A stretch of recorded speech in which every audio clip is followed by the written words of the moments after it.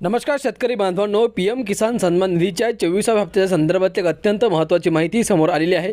मित्रांनो, अखेर 23व्या हप्त्यानंतर या 24व्या हप्त्याचे पैसे कोणकोणत्या शेतकऱ्यांना मिळणार आहेत, कोणकोणते शेतकरी पात्र आहेत आणि किती तारखेला हे पैसे मिळणार आहेत, संपूर्ण माहिती आता आपण जाणून घेणार आहोत। हा व्हिडिओ तुम्ही शेवटपर्यंत बघा आणि आपल्या शेतकरी मित्र या यूट्यूब चॅनलला सबस्क्राईब करा। शेतकरी मित्रांनो,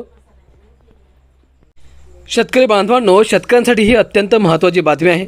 भारतातल्या अनेक शेतकऱ्यांना मदत मिळाली म्हणून सरकार अनेक योजना राबवत असतं। त्यातीलच एक योजना म्हणजे पीएम किसान योजना। या योजनेचा 23वा हप्ता नुकताच शेतकऱ्यांच्या खात्यात जमा झाला आहे। मित्रांनो, पीएम किसान योजनेत शेतकऱ्यांना 6,000 रुपयांची मदत केली जाते। हे पैसे 3 हप्त्यांमध्ये दिले जातात, ज्यात 2,000 रुपयांचा हप्ता हा 4 महिन्यांच्या अंतराने खात्यात जमा केला जातो।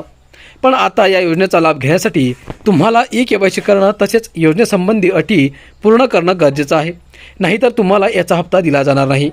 मित्रांनो, अखेर 24वा हप्ता शेतकऱ्यांना कधी मिळणार, तर पीएम किसान योजनेचे आतापर्यंत 23 हप्ते जाहीर केले गेले आहेत।